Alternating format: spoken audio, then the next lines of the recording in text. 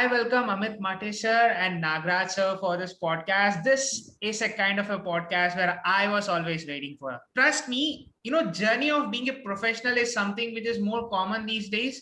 And we come up with this buzzwords of machine learning, AI, edge computing, things like that. But things are not properly demystified. Trust me, when you're a founder of a startup, when you're a CEO of a startup, you get to know the ins and outs of the technology. Now, here I am with Amit sir and Nagaraj sir demystifying what industry needs today. Not just because I'm just a student right now, I am supposed to be a professional out there for the world also tomorrow. So this is my humble efforts in order to demystify what I should be as a professional, and probably it's going to help you all to be that right professional at that given point of time. Thank you so much for you both for giving me this podcast. I know this is a long awaited podcast from my side. Let's just move on, sir, with the podcast questions. Yeah, thanks, Vishwas, for the kind introduction. And it's an honor to be on this podcast, which has become international over the past few months. And congratulations to you. And we look forward to more of your podcasts going forward from all the ML experts all over the world. Yes, sir. Thank you so much. Yeah, Nagaraj, definitely much appreciated. I mean, it's really very nice to see somebody like you interested in this and trying to do something good in this. Yes, sir. Let's just start with this question then. Let's just go back in time and just see what was this code all about to you. Do you remember your first code? Was it an hello word or something else? Nag, you want to go first? Okay, so my first program in IIT was in Pascal, and that was Hello World. All And right, then later we went out to do many programs, but those days the Pascal programming was famous. I mean, that's what we used to learn in the college. Cool. I remember, actually, I vividly remember my undergraduate computer science class, which was in second year of engineering, and we were asked to program the Newton-Raphson method. And so there was like a bunch of instructions in Fortran, and we had to implement that algorithm. And it was cool to see, how you can come up with answers for different equations just by iterating through some numbers. Yeah, Yeah, that's true. I started off with Python. Because I started off with Python. I don't know the hard work of Fortran and Pascal. It actually makes us sound old, but in the industry, we never used that, right? I mean, as we moved out of college, I think by that time already C++ was the standard, 1996.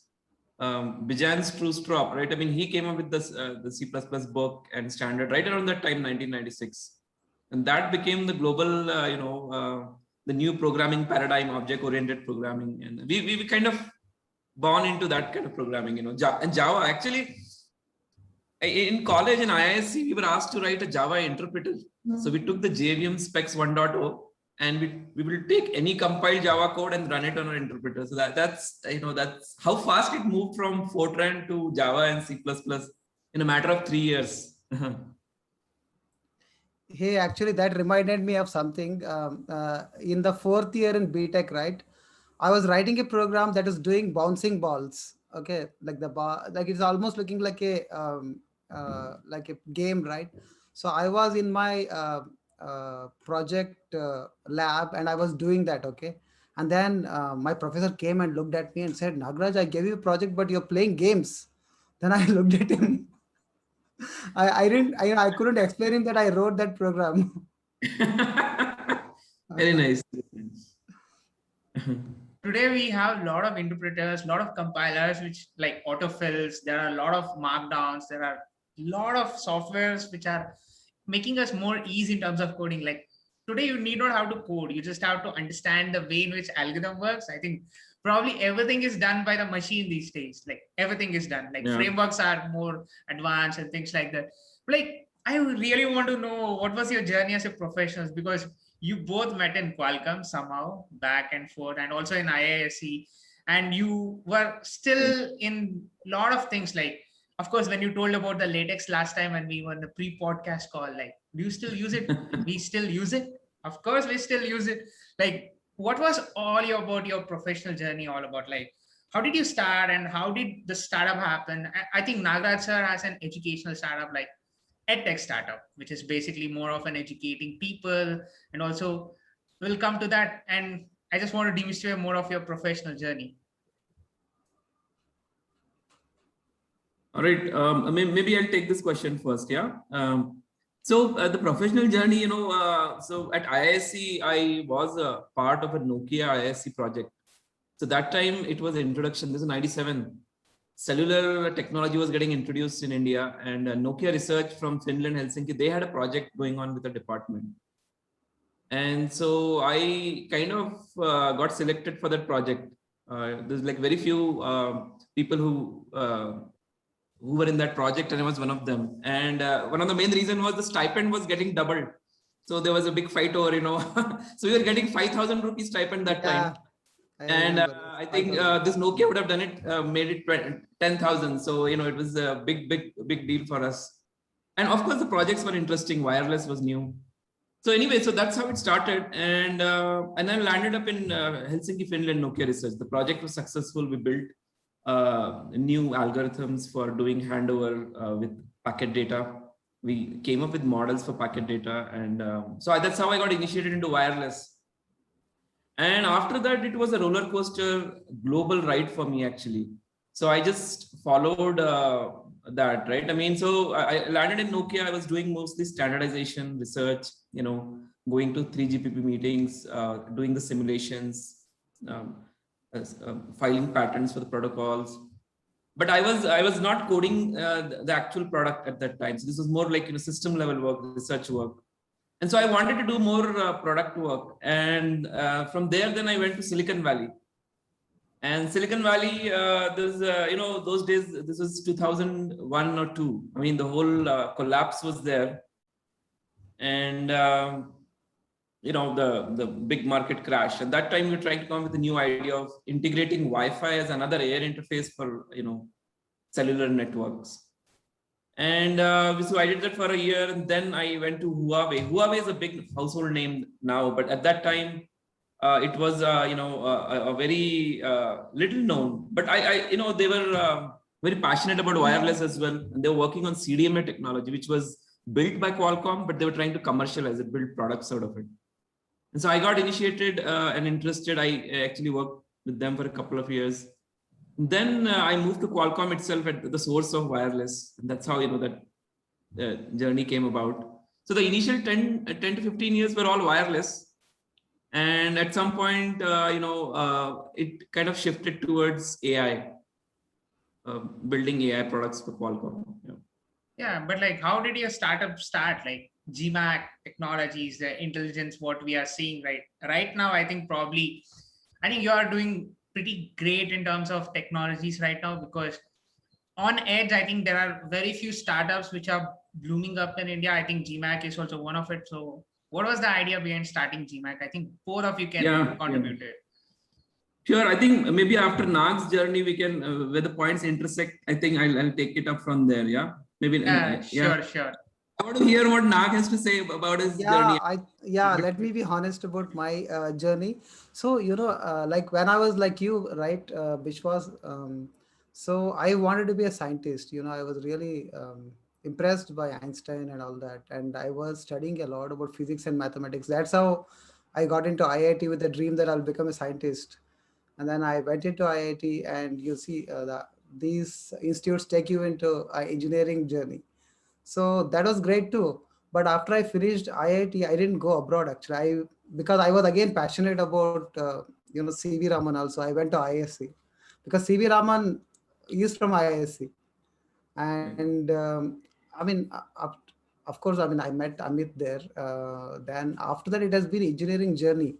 It was exciting. I got into wireless like GSM, GPRS, 3GPP. 4G, all that. And then I went to the US. I worked in the US for few years. Came to Qualcomm. Qualcomm, I did a lot of work in building chipsets. Working on chipsets architecture. Like you heard of all this Qualcomm Snapdragon chipset that go into your Oppo, Vivo, Reno, Samsung handset. I mean, a lot of those chipsets are from our team. So I was part of, luckily I was part of that team. And then after having worked in Qualcomm for 11 years, it was exciting journey. But then, my dream again kicked off of becoming a scientist. And you see, actually, machine learning is nothing but a scientist's journey. What is machine learning, right? What is machine learning? It is having data and making rules to understand that data, right? Right.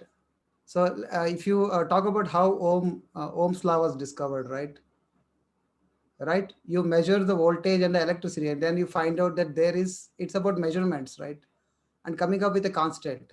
Machine learning is nothing other than that. I mean, there are lots of processes in the nature, and actually can actually model all of them using the machine learning. So I was excited about it. And then in fact, I did a lot of machine learning, and then I started my edtech startup, Data Grounded. And my main mission in edtech startup was to also empower other uh, youth and young generation with quality and affordable education. So we did a lot of training over there. And then also at the same time, I joined Amit because Amit is much closer to production, and ours was a lot of theoretical machine learning, right? That's how I started the journey. I mean, there are lots of stories within this, but this is the overview, The brief overall. overview in a nutshell. Yes. Yeah, so you know what I told Nag, you can still be doing the high-end research that he was doing at the tech startup, still be teaching young kids or people who join us, and he's been doing that. I mean, that's one of the great thing about GMAC, that you get the theoretical background, you get to learn, because a lot of basis is learning actually new things, and the cutting edge stuff. And the other mission which we had was actually, or we have rather, is to bring AI ML technologies in the hands of people, right? There are so many people today in India and around the world, they have not experienced AI and ML, right? Because a lot of AI ML runs in the cloud, they cannot afford these machines. So we wanted to bring AI ML from the cloud in the hands of people, in consumer electronic devices that people use every day, right? I mean, that was the main passion and mission. And so I think that's how GMAC was born. And the idea of using ML software as a platform, and letting people build applications on top and enable it in many places. And so we came with the idea that we should build AML models which are very accurate, very power efficient, and they cut across many verticals. They should be models that are useful in hospitality, in Medicare, in manufacturing, in smart cities. And so that's really how the whole idea came about. Yeah, but there's like, what's the difference between the computer in those days and these days? Right now, we are seeing a lot of, like, of course, we all are working on edge. Like, somehow or the other way, we are somehow connected to the edge computing. But like, how is the computer different? Because I still remember my Celeron computer, which was from Intel. And I still remember drawing something using the paint and writing something. I didn't know how to type, but like, I just used to tap on the keyboard. Yeah, okay. So let me tell about my experience. So when I was in IIT and we were working on Intel 386, 286, I mean, we were working on 286, and somebody had 586. For us, it was like, wow, he's got 586. What was the configuration we had? 1 MB RAM, that was amazing. 1 MB RAM, 16 megahertz clock, processor at 16 megahertz clock, and the hard drive 40 MB, and that used to be, oh my god, 40 MB hardware. And we didn't realize, when this 1 MB RAM became 100 MB RAM, half GB, 1 GB, even 1 GB is less, 8 GB, 16 GB, and 32 GB. That's a huge quantum leap, right, between these two. Same way, right? 32 megahertz CPU seemed like ultra fast CPU, and now you see 3 gigahertz, and that is also considered a little less. So I mean, what we could do, I mean, that was the operating system we started with was MS DOS, and then went on to Windows 95. I mean, there was a huge difference. And now what we are seeing today, right? Our mobiles, what we can do, maybe thousand of those computers were not able to do. And of course, I mean, all this has helped in bringing the technology closer to the hearts of people. And because of that, we are able to build all these machine learning and AI models, right? Without that, it's not possible. Intel 386, 486 still is used in missiles, like subsystems of the missiles. I Like, was surprised actually. I tried it on eBay and I found one 386 on sale in eBay. I think soon they will have this vintage antique value. You won't be able to find. even like power PCs from IBM, which had a lot of fault. I think IBM lost $400 million because of a fault in power PC. I think it was like 100 or 200 transistor fault. I think that became $400 million of loss to the IBM at that time. I am talking about like early 2000s. Like I when I did some research about it, like yeah, but like even still, even the power PC was so faulty. People are now going behind. Like we need that vintage machine in our room. Like let it be there, but like we need that. And let me talk about the data rate. That I really want to mention this point. So we used to have the dial-up networks. The local networks used to be connected by Ethernet LAN, and there used to be one router which is connected to the dial-up, and it used to have data rate 14.4 kbps, and that was wow. And later they got 64 kbps, and we were like, oh my god, 64 kbps data. Then it it went down to 128. Guy was like, oh wow, awesome, 128. Then it became 256. Then 1 MB. I couldn't believe that we can have 1 Mbps. And today we have more than 100 Mbps at our home. I mean, more than that actually. I One mean, that's GB how per the data second from revolution Mac. happened. Right? Yeah. Ah, Yeah. I think this is very interesting, and those were the days when the ownership of computers was so low. Like there used to be one computer in a whole college, and people used to line up, and maybe a few towns didn't even have computers. And now look around you. I mean, every person has more than one, right? I mean, like few of those, you have your iPads, you have your laptops, you have your main TV, which has another processor. Everywhere. I mean, it's amazing, and I think it's all this pioneering work, and the passion to commercialize this technology at a point where it becomes useful and to the common people. I think that has driven this whole roadmap, because I think, as Nag said, like the bandwidth, people are always hungry for bandwidth. People are always hungry for storage, and now people always want more intelligence. I think that's the third. This is like the third wave, right? I mean, we are Intelligence is the next revolution. Yeah. more intelligence. Yeah. yeah. Let's just talk a little bit on like our machine, like the edge computing. What's the difference between a brain and a processor now? Like we were really told that CPU is the brain of the computer. Like how is it a brain and how is a processor different right now? Because of course we are trying to make a neural network on a burning box like CPU, GPU, but like I just want your insights on this. And can a processor or a microcontroller be the new brain tomorrow? Like how is it possible also? Like we need to figure out. So Right. your insights. I think it's a very interesting question, actually. Me and Nag were actually just talking about it the other day. And so basically, the CPU is like hardware, right? And when we say brain, it's the combination of the hardware and the software, right? It's both. And there is not a more reconfigurable machine than the brain, right? I mean, it has adapted, evolved over the years. Actually, more than evolution, it has actually adapted over the years to whatever conditions, right?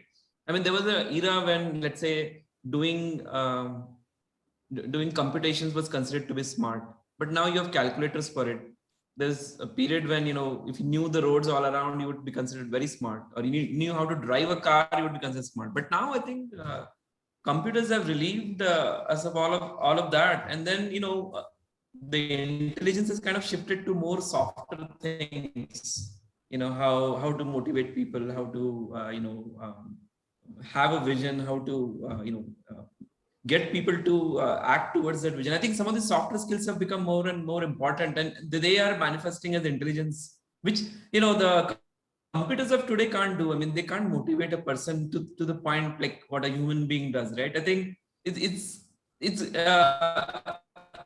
so I feel that machine intelligence and human intelligence could be two different things in many cases, right? Machines could be superior than humans in computations or how fast you do computations, but then there are aspects of human intelligence which are very, very difficult to model. I mean, we are the absolute reconfigurable single shot learning machine around, right? Basically, I think that's the basic difference between CPU and the brain, right? I like the definition by Raj Reddy, right? What he said was a series of acts when performed by a human, if you consider him intelligent. If the machine does it, should be called artificial intelligence or machine intelligence, right? I mean, that's really a very neat definition, I feel, and that what can be considered as smart changes with the age, and we will evolve to do different things, and we'll evolve to the point where it be like if machines are doing something, we'll do something else. And I think more forms of intelligence like emotional intelligence, kinetic intelligence, these kind of things will become more and more important as we go forward. Yes, that's true, sir. That's true. Like Nagaraj sir, do you have anything to say about the computers and the brain? Yeah, and like everything? there are similarities now. Sometimes somebody asks you to think about something, memorize something, and you completely forget about it. And after some 10 minutes, it comes, you know, that answer for that question comes. But once it has come, then somebody asks you the same question and it comes very fast. Then what does it look like? It looks like cache, right? I mean, it there is a CPU, there is a memory, and in between there is a cache. Looks like in our brains also it is like that. And in fact, neural networks are inspired by our neurons. There are a lot of similarities, but like Amit said, the emotions, right? Emotional intelligence, common sense, that is something that is very difficult to model.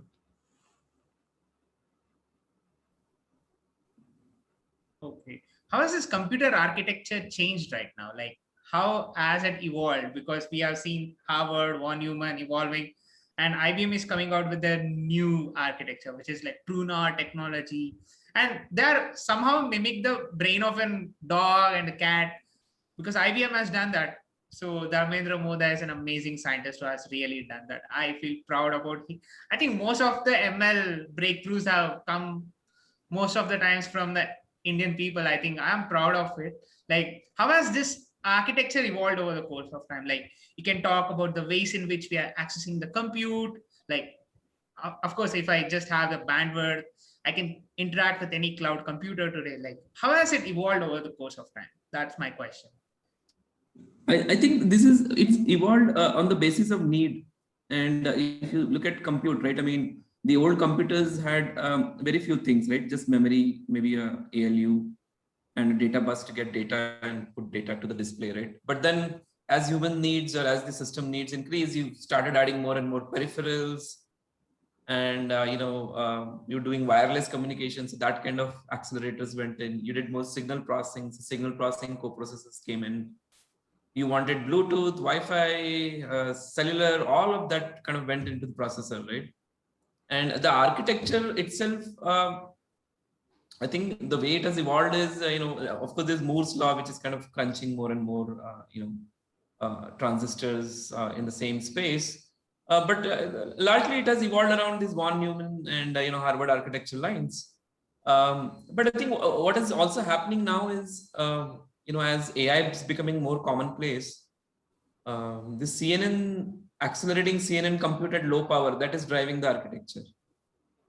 And tomorrow we may come up with, let's say, graph neural networks, and that may need a completely different way of wiring, the CPU. And you will see, I mean, once we figure out graph neural networks are a power efficient way and more accurate way of computing, some new architectures may even emerge for artificial general intelligence, where common sense, like as Nag said, would become more important, or some of these learning on the edge will become important. So I think they will throw a few new architectures, and it won't be long before you start seeing them actually. That's true, sir, because like graph neural network, I think Yoshua Bengio from gave a very good results out there. Yoshua Bengio came in, he just came out with new ways of learning. I think that's the most challenging part of this technology. Like every day it's evolving. Like you can see boom, boom, boom, there's new technology coming up. Yeah, Nagaraj sir, you can give your views on the evolution of the architecture, the potentials Yeah, of it. actually, yeah, I'll just give it in simple terms. So many years back, right? I mean, if you look 20 years back, there was a single core processor. There used to be a memory, hard disk, and peripherals, and that's all it was. And today, I mean, later it became like a dual core processor, then quad core processors, and now octa core processor is looking small, right? There are 12 core processors, and then there is a DSP. There are modems. There is DSP. There's a processor for Wi-Fi. There's a processor for Bluetooth. And if you look at a simple mobile device now, and you'll be surprised to know that it has more than 15 processors in there, and many different memories, internal memories and RAMs, and there are high speed buses in between the processors. So it's a very complex device compared to what it was like 20 years back, right? Yeah, that's true. That's true because like just because that evolution of FPGA from 1985, I think so. I think 1985, if I'm not wrong. I think the way FPGA has been configured, the way FPGA has been researched out, I think probably we are going to have edge as the default compute at every stage. I think probably there are more techniques evolving over the course of time. Yes, I think. Sir, Yeah, but I what's think your what view on? Yeah, you can yeah, say, sir. on that point, no, what Amit said is true, right? I mean, we came from 72 nanometer, 48, 28 nanometer, 14 nanometer, and 7 nanometer, and 5 nanometer. Now we are able to compress a lot of technology in a very small chip, right? And that's why we are able to have so much within a small mobile device. Fine, sir. Like, let's just go with a question on like cloud computing. What do you think about the cloud computing today? What are the future potentials of it? Like, have we completely demystified it? That's my question. And now you want to go? You can go, Amit. So, all right, cloud computing. Say, I think we're talking the other day that cloud is a big buzzword, right? I mean, but really at the bottom of it is there's two computing trends: personal computers and network computers. And they've been around since computers are there, right? Because previously, all computers used to be kind of caged inside a room, and then people used to access from outside using these Ethernet links. Like that's what DARPA invented that, right? And then you had this small VT100 terminals for accessing those servers from this was probably 70s. Even in the 90s, Sun had come up with a network computer model, and so it was mostly about computing access. But over the years, I think in the last 10 years or so, a lot of these services have also gone to these computers. And so I think the whole cloud architecture has emerged. I mean, these are layers of abstraction where, you need everything. You need the cloud, you need compute in a hand, and there's a place for everything. And there is, a need for everything, right? So I don't think today you can do without edge computing or without cloud computing. I mean, both are needed, and there is a place for it, and both the trends are going to increase, and with that is going to increase the need to connect edge compute to cloud compute, right, which is basically the wireless access.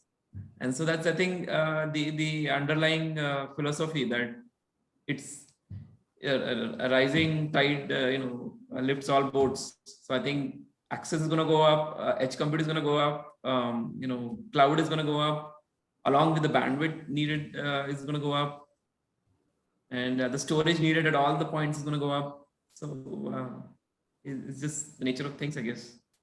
Yeah.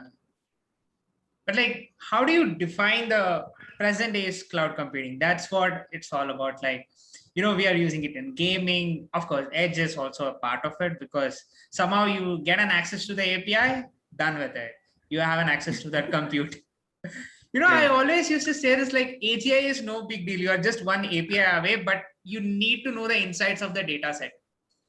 Because like when we Right. used to do that code the paper session, the webinars or something, of course, today webinars are, because they don't sit for an hour, but like I was doing it for like 20 hours of code the paper session where people used to be like, they just used to come out with a paper and we used to just code it. Somehow it used to work for me. Like I was learning and they were also learning, things like that. Like cloud is something which has really, really caught my mind, I think from past 6 months, because I just saw a new version of cloud from every vendors. Like AWS is with new thing, Azure with new things, GCP is with like whole new level, like Vertex.ai, lot of things. Like, what's your view on the present day cloud compute, Nagaraj sir?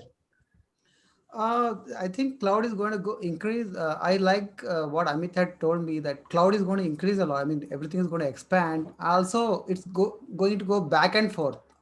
Then again, the importance will come to the edge. Edge is going to become more important than cloud. It's going to go, one after other. And of course, I mean, today, everything we want to do, we can do it in the cloud, right? So definitely, I mean, why do I need to buy a lot of stuff, right? Why do I need to have a lot of infrastructure? Everything is out there. Just go and use it. So definitely, I mean, even to open a lock, right? They're using the cloud computing. You want to deploy your services, you want to play a game. We don't need to have all the resources here, right, to use the cloud. I mean, cloud has everything. But at the same time, what do we do? What do you do with the resources that you already have after you bought your devices, right? So that importance for the edge is not going to go away. Uh, and especially when people realize that at some point cloud is going to become a little more expensive, and then when they start realizing that they can actually use their edge and get the same benefit and maybe probably sometimes faster than cloud, so it's like a chicken and egg thing. It's going to go one after other. Yeah, no, I think very interesting. I think what Nag mentioned, I think I should add that. Um, so I think it's all again on the need basis. Like what you can do on the edge, you wouldn't go to the cloud for it. So it's almost like a cache of some sort, a compute cache you have, and only when you can't do stuff, then you go to the cloud, because that seems like the most efficient way of doing things. You know. So yeah, so I think that so what you can do on edge, you will not go to the cloud. I mean, why would you actually send millions of videos to the cloud if you can process all of them right on the edge? You can free the internet for other stuff for other people also, right? I mean, That's a yeah. very good way of looking at it. Yeah, that's true, sir. Because like I too pay for cloud. Like I too pay for cloud. I think it cost me a little more than what I could have afforded for a compute. But since I can't afford the compute of that sort, like every time I need to pay for Right. cloud, that's for sure. Like, let's just go back to our own interest, the edge computing. What's that actual setback that we might be looking in the future? Like when you are doing ML on edge, what should be the main factor? Is it like bandwidth, compute, speed of the buses, speed of the internet, or else what is the main requirement when we are doing ML on edge right now? I mean, ML on edge is the thing. The thing is, when you can do on the edge as accurately as you can do on the cloud, what edge does is it removes the need to actually transport data. You can have privacy, and the results come back at an astonishing speed, right? I mean, even today, if you look at the round trip delays between your handsets and the cloud, it's going to be of the order of hundreds of milliseconds. And there are times when these things become important. Like if what if one of the internet node is down, right? So you rely on other things, and there are certain applications where you don't want to rely on those things, and so those critical applications, edge is the way to go. I think at least that's one aspect of it. And you save on your bandwidth, you save on your compute in the network, in the cloud, you save on storage in the cloud. So edge has a lot. It's just an efficient way of computing, I feel. And people have always moved towards more efficient ways, right? I mean, why are chips getting smaller? Because it's a more power efficient way of running the same thing. So you know right? I mean, exactly, right? I mean, that's it just follows the trend basically. Yeah, your answer, sir. Nagaraj, sir. Yeah, I mean, I already answered. I mean, I'm totally with Amit's answer. Yeah, it's going to be like that. But like we measure the performance of a model, right? 99.99% accuracy, 98% accuracy.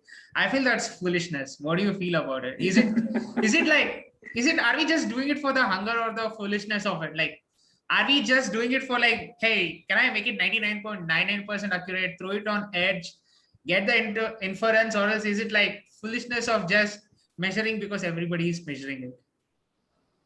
No, I think see accuracy has to be measured, but the thing is, it has to be measured on the right thing.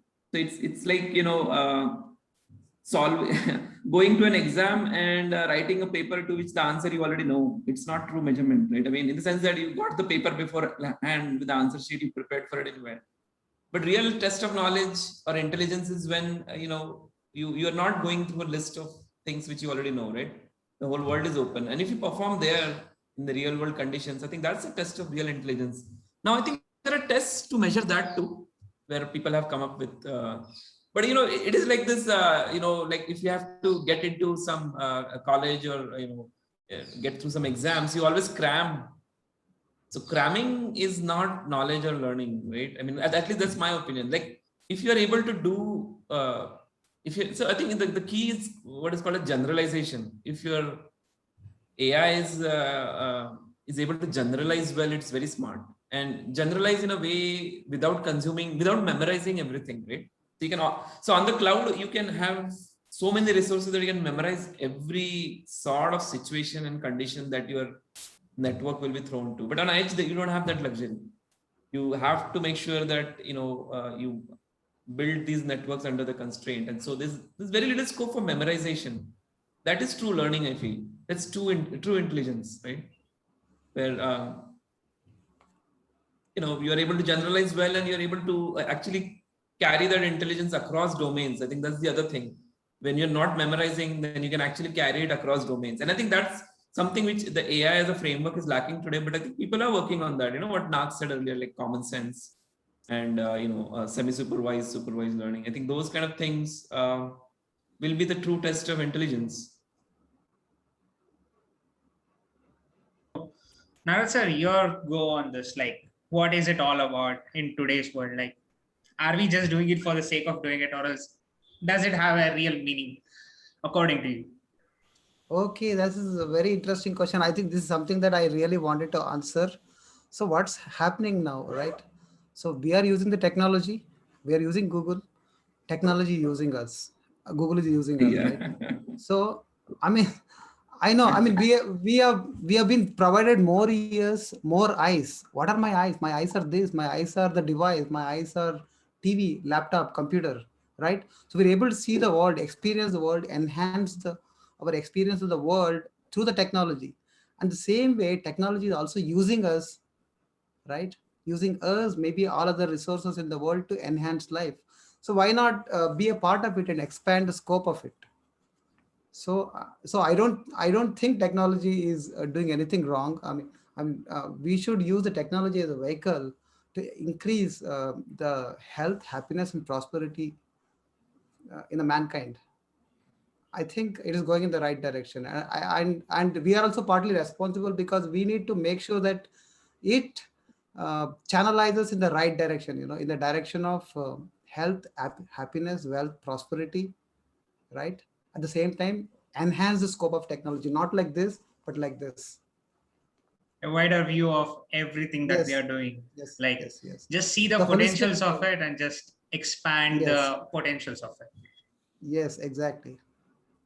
But like, we are just seeing a huge benchmarks right now. Right now, Edge is in the boom. Like, it was never buzzword exactly a year before, where I really heard that. Like, I think probably a year and a half, like before this pandemic started. I think months before that. Yeah, that's where edge computing just caught my mind, and I just saw some benchmarks. I just saw the way in which it is most secure compared to what the amount of compute that we are getting.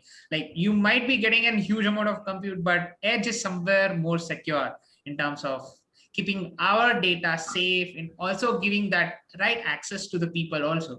Like, what do you feel about the benchmarks that you're seeing in machine learning? I'm talking in terms of model performance, the power process area, that thing has those aspects.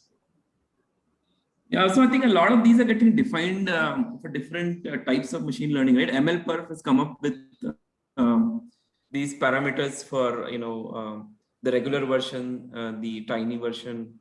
And so these parameters, I mean, they range from given a network, what is the frames per second you can support that network on this hardware? Or, what is the amount of energy that is consumed to compute one inference, right?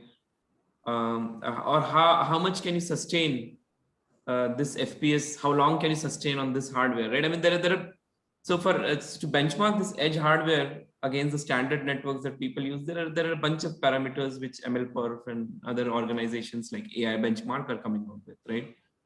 And so what these benchmarks do is they help us design custom products, right? Let's say if I am interested in building a product for facial recognition or number plate recognition, I know which networks are in use, and then I can figure out, okay, which is giving me the best bang for buck, right? In terms of which is giving me the frames per second I need, which has the minimum energy consumption per inference, which is giving me the maximum amount of tops per dollar I spend, right? Because as a product company, we have to be aware of these things, and we kind of have to use all of this information to come up with the right platform. And so these are very, very useful things in terms of how in terms of deciding what platforms to use, which networks to run on them, what other kind of intelligence you can put on it to enhance your product. And so I feel it's going in the right direction.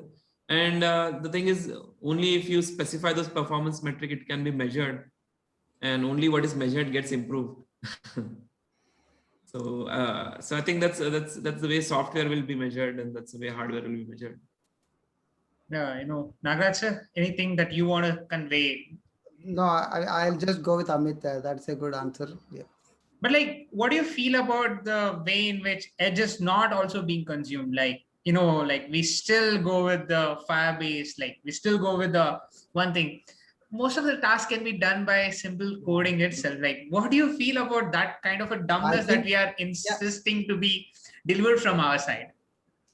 I think probably because why we are not seeing so much in the edge is because that's what is coming up. That's where is the space, right? And that's where is the space that we need to fill the gap. It's the calm before the storm. Yeah, exactly. I like that. It's a calm before the storm, And actually, a lot of things are happening under the hood. Actually, if you look at a smartphone camera today, right? Why are these pictures looking so nice, sharp, and DSLR quality? Because that is edge AI for you. It is running edge AI at full horsepower to give you that video at the highest possible resolution with the highest possible quality. Now, since camera is the killer app on most smartphones, and it is using the edge AI to do that, people have realized, okay, this can be used for other purposes too, right? I mean, really what we are doing is harness that for building robots, building facial recognition systems, building number plate recognition systems. And I mean, this is really what it is, I think. Yeah, I think probably I want to just say this, probably for a job seeker, cloud AI is looking very big. And for an entrepreneur, edge AI is looking very big. That's true. That's true.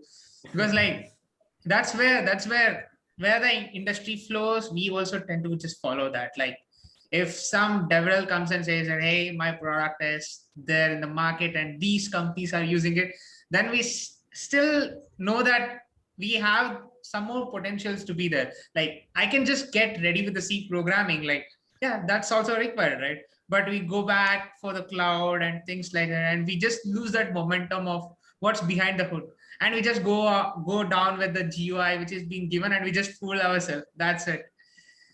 Yeah. Actually, Yeah, a very interesting point, which was, I think that has also been, at least for me, it has been the main point of attraction. Like on Edge, you get to build a lot of these things from scratch, right? I mean, you see, it's happening now, right? The libraries are getting built, the networks are evolving. And so you're not just using an API, you are actually building it from scratch, right? Training, running it, executing it. And I think it's one way to learn about AI, right? And so maybe the tiny ML is kind of a little step behind Edge AI now, right? I mean, it's still Edge AI, but a little step behind, where you're even doing more raw stuff, right? Like there's no learning libraries, and so you get to learn more there, right? I mean, and so yeah, so I think if you have a learning bent of mind, you can actually use and it's more rewarding from, as Nag was saying, right? I mean, if you're a student or a researcher, that is appealing to you. As an entrepreneur, it is appealing to us because we think we can make a lot of products which the market needs today, which they can consume at an affordable and affordable manner, right? So Yeah, let's just go on with some more things about the Edge itself. There are ways in which problems can be solved, right? Like we still have that experience. Like we told to ourselves, this can be done in 5 minutes, but it took forever.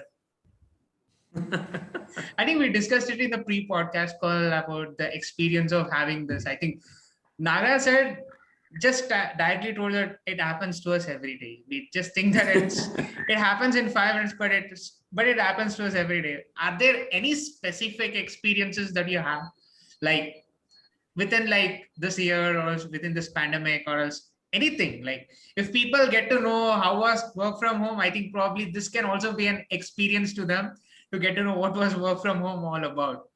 Like in future, if they are listening to this podcast and saying what was work from home, these were the problems that we faced.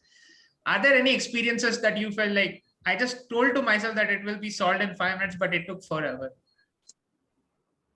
Edge is complex. Edge is complex.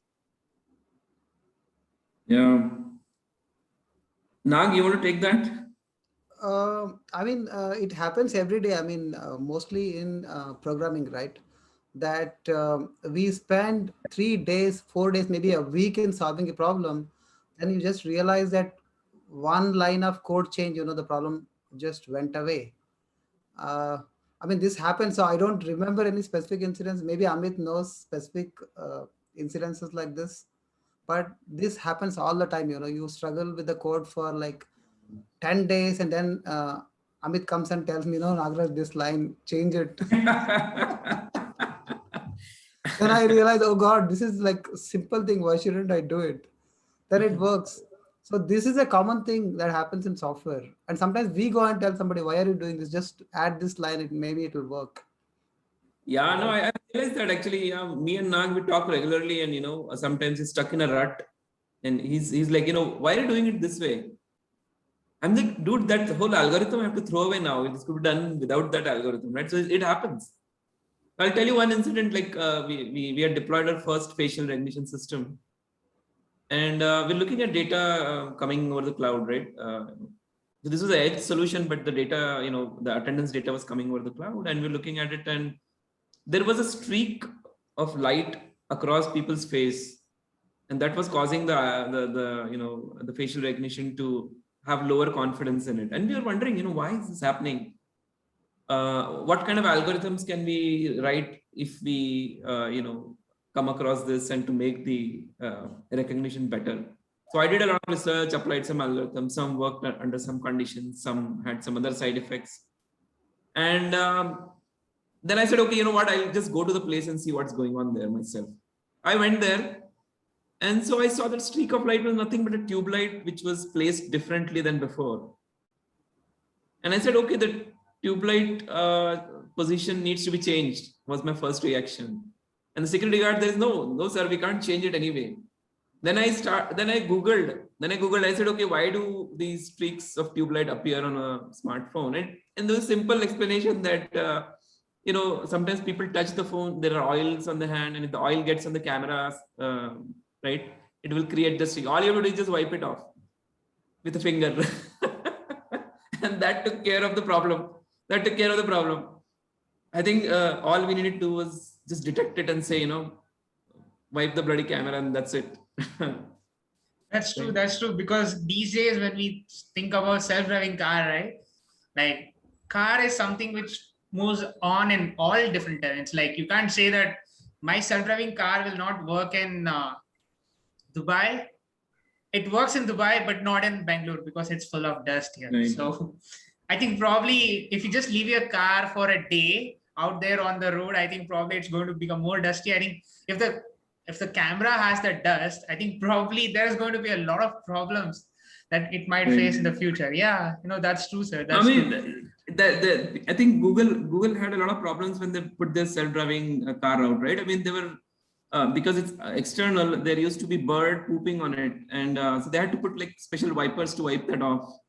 And I mean, these are practical problems, right? I mean, what if somebody throws a towel on the security camera, right? I mean, it's you can't solve for those problems.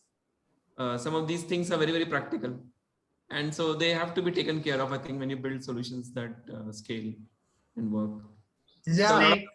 It's like physics, chemistry, biology combined together in one problem statement.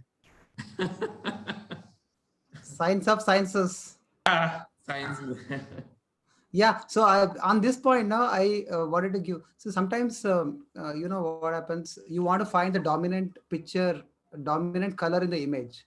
So one way you can do is train it with different color images and then have a model which will find out what is the dominant color. Other way is just take all the pixels and find all the pixels in an image, find the average, and that will give you the dominant color. You don't have to train the model at all. Right. Of course. I think that's a very interesting point. Yeah. No, but like, what's the most interesting and the most canonical problem statement that you think is yet to be solved in this world? Like in terms of ML, in terms of, I think probably in terms of, we have not yet stopped the process of development. Like every package comes out with a version of saying that it's 2.2, 2.5, like it comes out like every month or every day there's a new package which is coming out, a new framework which is coming out. Like what's the most canonical problem statement that is yet to be solved according to you? Yeah, Nag, you want to take that? Okay, let me address. So at least from an edge compute point of view, we think the ability to build artificial general intelligence or some sort of common sense, which requires learning on the edge, right? Because a lot of common sense is learning with very little supervision. And there's a lot of efforts going on in that direction, but I think that's really the problem to solve at this point.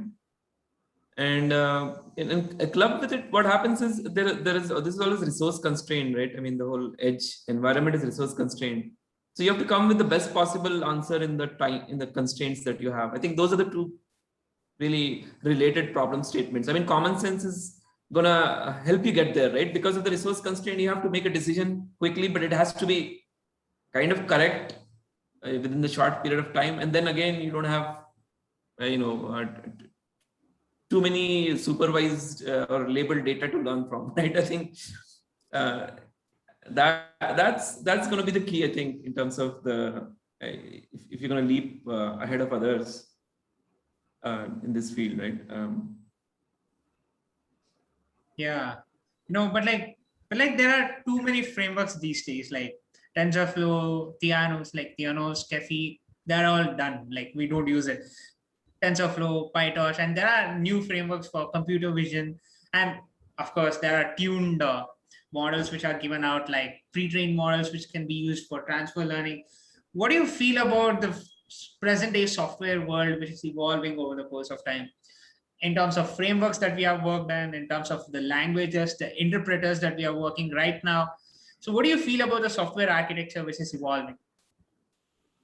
Yeah, so at least my personal opinion is that these things, especially in the technology world, get dominated by 2 or 3 major players, right? I mean, operating system, if you take, there is, at least in the edge world, there is, let's say, Android is there and there is iOS. And you will have to think hard to find the third one. I mean, people come up with some wrappers, but basically, I mean, those are two flavors. And similarly, I think here you have, PyTorch and TensorFlow, and there are two big players behind it, right? Google, Facebook, and there is a consortium of industry players also behind each of these guys. And so they will evolve, but I mean, you can never rule out an upstart company coming up with something very niche and trying to break that, right? So I think those possibilities are there, but these dominant players will continue to stay, I feel. Yeah, I think even I think the same. I don't think we should ever undermine the mother technologies, the core technologies. So those will remain for a very long time. For example, JavaScript is going to be there for very long time. JavaScript, PyTorch, TensorFlow, Android, the basics of coding. I think the core technologies are going to remain same. All these wrappers that come around it are kind of incremental softwares on top of the core technologies. So by learning incremental softwares, we just become the users of it. We won't understand the basics of what is behind it. So according to me, somebody who wants to learn should definitely know the core technologies very well, like basics of maybe some basics of OS, Android, Java, JavaScript, TensorFlow, right? Python, PyTorch. If you can focus on the core technologies, right, then you can easily learn other technologies. I mean, you can easily learn the wrapper ones. So we should not get confused with so many versions coming out. It's okay, but be strong in the core areas. Yeah. It pays to go with the industry leaders because a lot of money and effort is required to evolve these technologies, and these guys they are invested in it. The whole industry is invested in it, and they kind of make sure that these things evolve at a faster pace and rate than others. But having said that, there's always space for newcomers, and people should try. That's like for a long time there was no new language, and then I think this Julia thing came about, and caught the fancy of people. Like I think before the Jupyter notebooks, I felt that computing. I mean, the whole for a software developer, the whole idea of writing code, compiling, linking, and all was very tedious. Cumbersome. Very cumbersome and tedious actually. But the way the Jupyter notebook came about, and they have these small cells where you can cut paste the programming. It remembers in memory. That made integration of different pieces of code and software so modular that the pace has increased a lot. So sometimes what happens is legacy things, they crumble under their own weight, and their idea is to not get there. And yeah, absolutely. Actually, yeah. Yes, sir. You can say like Nagaraj. Yeah, absolutely. What I'm saying is the same thing, right? I mean, what Amit said, Jupyter Notebook, Python, it is so easy to code, right? You don't have to go through all the hardships of, compiling, linking, and so many things that we used to do. So that will again reignite, the technology and probably bring in many more products and innovations. So the newer tools are also very important. Yeah, sir, like this podcast, I think probably I can just do it for 24 hours. That's for sure. That's for sure. Like, so I know I can do this podcast for like 24 hours, but like, let's just mainstream ourselves into the edge computing and those aspects. Like, what's the kind of an API that we are going to see in the future, like in terms of the edge computing aspects? At least what GMAC has built and is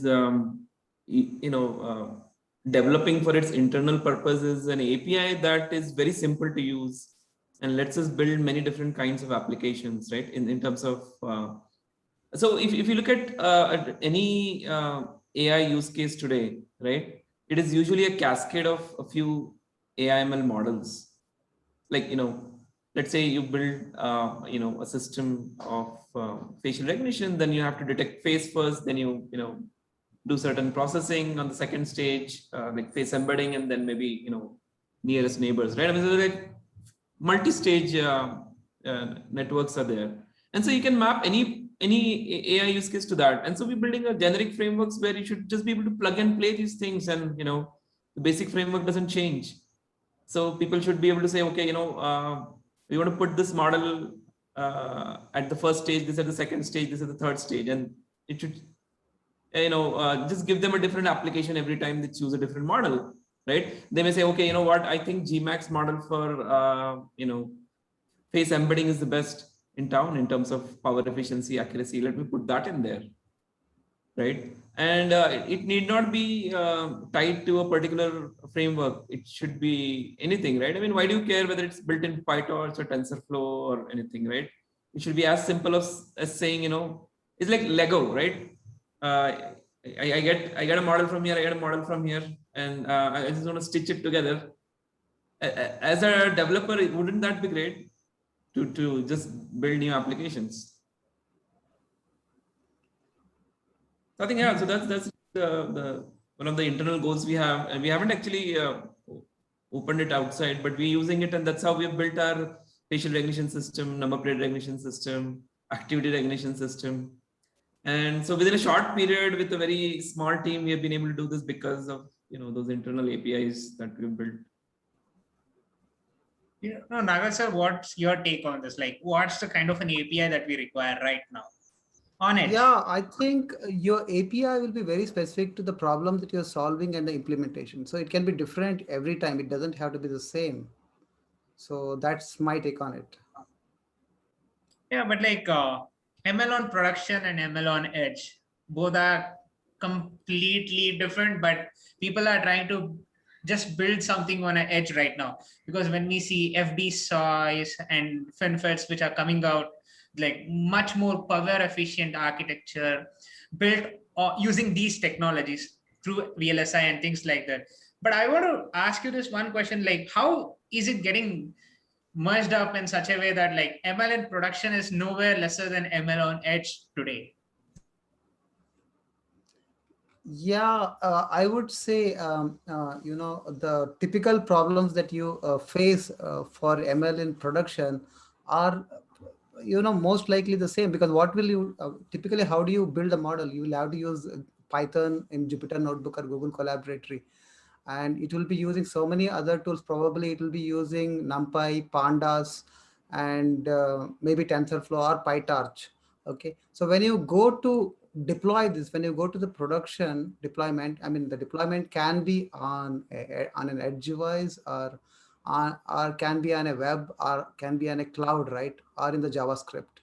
So every time you go out there to deploy, you will definitely face problems of not having the tools and the APIs that you used while training the model.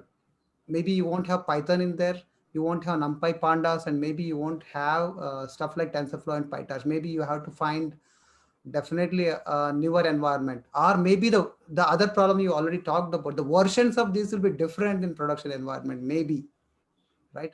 So those are the types of problems that you face, right? These are the problems that you face when you move from after building the model actually to deployment in the production environment. And similarly, you know uh, even the model logic may change, because you will have to expose what your model doing to a business service, right? And the way we expose, that's going to change. I mean, the environment is going to change. The integration and the tools are going to be different. So the real life data also will be different compared to the data that you have trained the model for.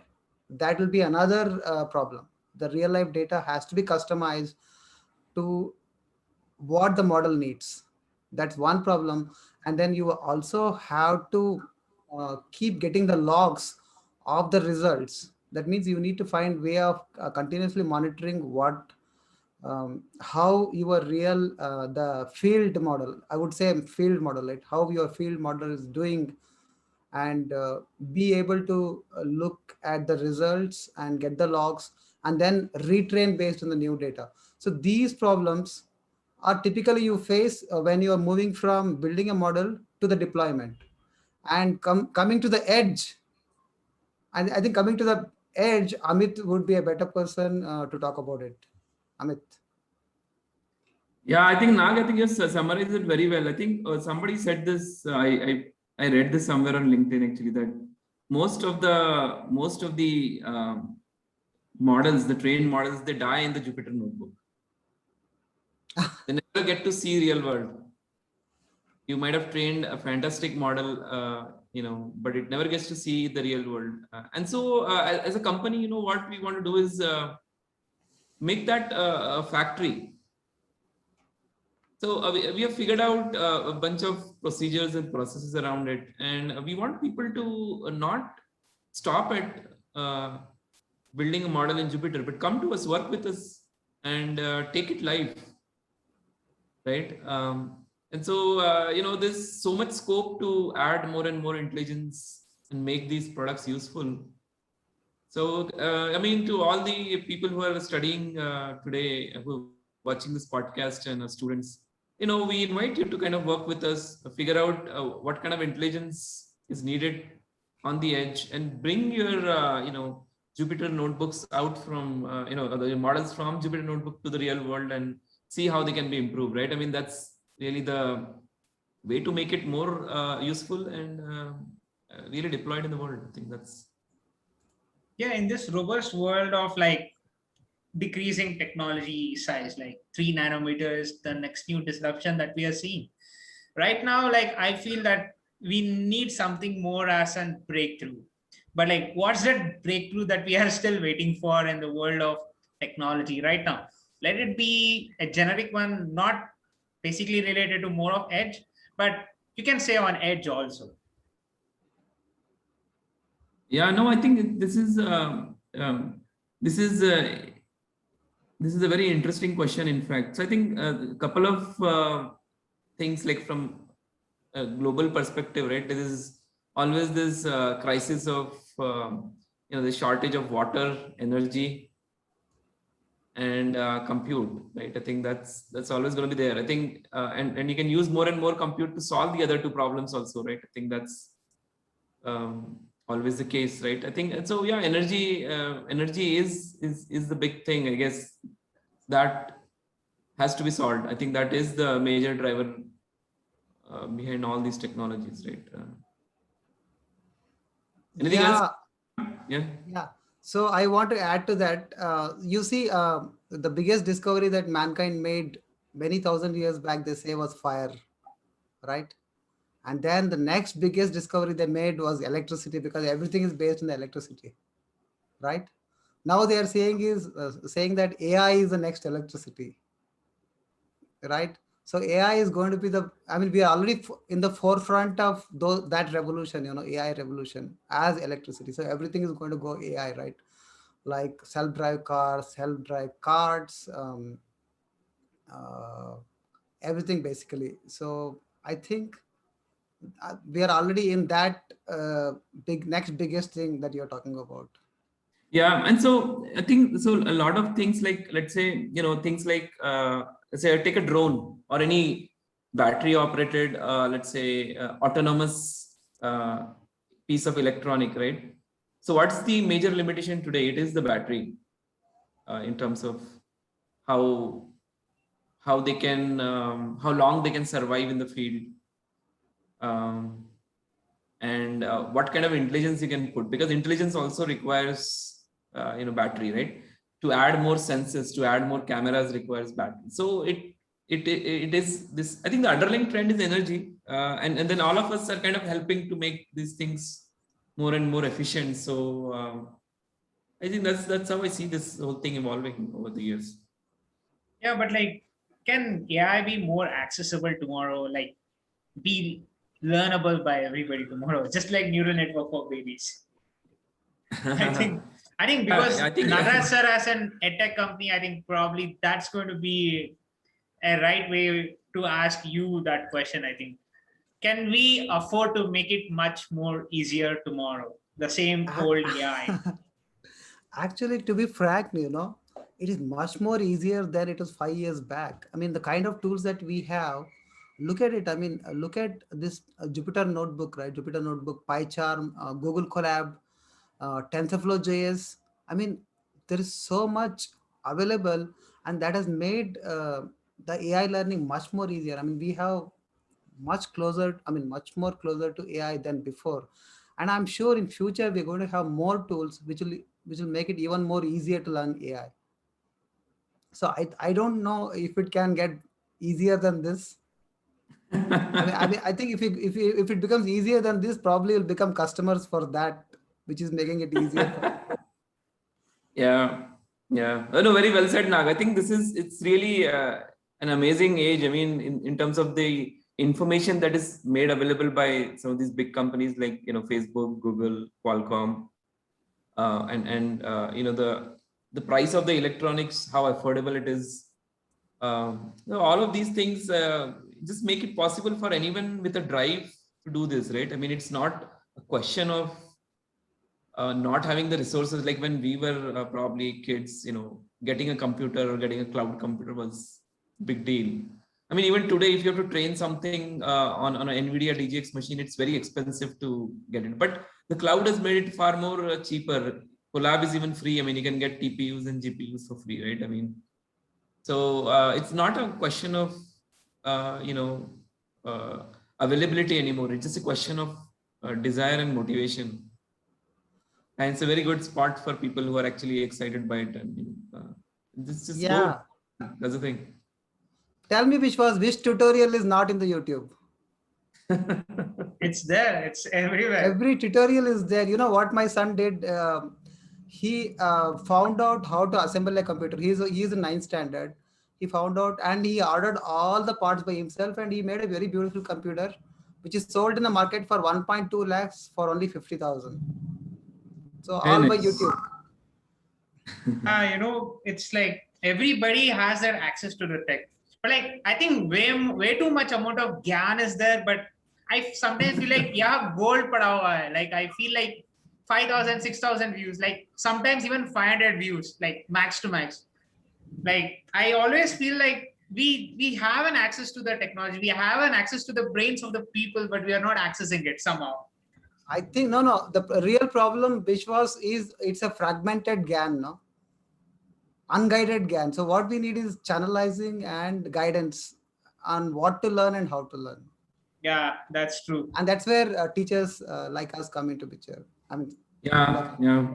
Very well said, Nag. I think this filtering is very important because when you're bombarded with all sorts of information, you have to have trusted, friends or guides, like what Nag was saying, right? Who can help you navigate that, because it's not possible for everyone to know everything about everything. But at least in my mind, it's like, if there's something about AI/ML theory, I'll go and ask Nag. If there's something about databases, I know this is the guy I want to talk to first, because on the net there's like thousands of information, pieces of information. Where do we even start? Like, which is the most likely way? I think these human networks, because I think unless there is Google to answer everything precisely, we have to rely on each other to get more precise information, right? Today, when you search something, you get hundreds of options, but really, what is good for me? From those 100 pieces, right? I think it's our friends, and it's our trusted colleagues, and associates, people who work with us, neighbors. I think that's what we rely on. Yeah, we talked too much of technology and learning. Let's just talk a little bit of money. Like, in your Tiny ML talks, you even told like Amit Matesha, like I've been in your session. Yeah. In your Tiny ML talk, you literally told edge will be the new revenue stream. Like we are trying to put in the petaflop amount of compute on an edge. So I think you both can give an answer to it because you both are in the same field. Like, how is an edge the new revenue stream, and how is it going to make compute more accessible tomorrow? Like in terms of deploying something, how is it going to make it more accessible tomorrow? Like in the pricing, in terms of performance, everything combined together. I mean, it's simple in a way. Like let's say I say, we'll build a robot tomorrow which will fold your clothes, do your laundry, clean the floors. A lot of people in the Western world would go for it, right? I mean, that's a new revenue stream, right? For people who are building those products. Intelligence itself is getting commoditized, right? Through edge. So previously, let's say, you put this hundreds of surveillance cameras, but somebody has to monitor them in real time for real time threats, right? They need a person looking at it in real time, understanding what it is, and taking the right action. Now, what GMAC builds is, it's like putting an intelligent person behind every camera, who knows which incident of interest has to be alerted to whom. So just imagine, what's the point of looking at an incident when it's happened, calling someone when, the time to take action is gone. So people realize this, they think that, this kind of stuff is useful. This real-time aspect, this edge aspect, where you don't rely on network connectivity or availability of cloud compute. I mean, all these activities right there, and it alerts people around it in the local area as well, right? And so we think this is just the beginning of that journey. And people do need, I mean, a lot of people, so when we talk to people, when we deployed a facial recognition system, we talk to a lot of people. So small companies, they have 200, 300 people. And there's no single person in the company who knows all the faces or knows the name of all the people's faces. Tomorrow for a night shift, if they just swap 2 people out or 3 people out, there's no authority in the company who knows that person came in. But a facial recognition system is tireless, right? I mean, it's going to know who walked in through that door and who it was, and whether it matches to the guy in the payroll system, right? Similarly, I mean, on a gate where there are like 2 security guards, 5 cars come in. They have to stop the car, note down the number, look at the person's face. This can all be done within a second. The guy can just, if the number is authorized, he can just walk through, look at the camera, move forward. And this is save time for everyone. I mean, communities want to pay for this. They don't want to see lines of cars standing outside the community or offices. So this is all enabled by edge. I mean, you can't really expect cloud compute to be connected to the gate at all times, to stream the video there, and then, after a few seconds send it back with the results. This has to happen right then and there. I hope that answers some of the things that you're looking for. Yeah, that's true. That's true, because we have to sell time. More than selling your product, we have to sell time. Like, that's what a customer asks for. Like, I do a lot of Six Sigma, like green belt kind of a nonsense. Like, yeah, it's nowhere related to engineering, but yeah, I do it because it's too much fun. Actually reading about it, doing some research about it. Yeah, no, but like, last few questions. I know listeners might also get bored of what we are saying, but yeah, I'll add some timestamps and things like that. But I want to ask you this one question. We are more moving towards the last 2 questions. Don't worry, last 2 questions. Like, more towards the algorithms, more towards the kind of an approach that we are seeing. Like, companies are coming out with their own custom hardware. Self-driving car companies are coming out with their own sensor suits and things like that. But like data fusion, sensor fusion, there are a lot of other algorithms which are just cooking up right now. Like, what do you feel about the algorithms today? And like, what's the God code and the edge that we are looking for? Like, what's that absolute one thing that we are just looking for? Like, if I apply an algorithm, what's that new thing that I'm going to see? Like, what is it all about today? The algorithm funda. Now, you want to take that? Amit, I think you should take it. Maybe Nag can tell the theory later on. But yeah, see, I think common sense is the missing thing, right? I think we have become good in terms of recognizing patterns, and we have become good at fusing multiple sources of senses. But doing it in a way which is consistent with common sense, like a human common sense, right? What makes us human, right? I think that's the missing part. I think that's where most of the algorithms will be focused in terms of learning quickly, enabling common sense. I think that's the most efficient way of doing things. Yes, Amit, you said nested for loop is the God code. How is that? Nested Yeah, for loop. the God code, so you look at today's artificial neural networks, right? People have been implementing those networks on microcontrollers and simple CPUs also, and that's the way to do it. I mean, you just write a for loop and you do the dot products. It's just that it's going to take a lot of time. Compute to detect a face may take a few minutes, but but that's the underlying logic. I think all we have to do is accelerate that to the point where it's real time, right? But just that realization is very actually liberating for me, that if all intelligence can be modeled as nested for loops, we can build any sort of intelligence. Then it's just a matter of accelerating it to the point it becomes useful, right? I think that's just very liberating for me actually to know that. Arasa, do you have anything to say? Yeah, that's all I wanted to say. Nested for loops.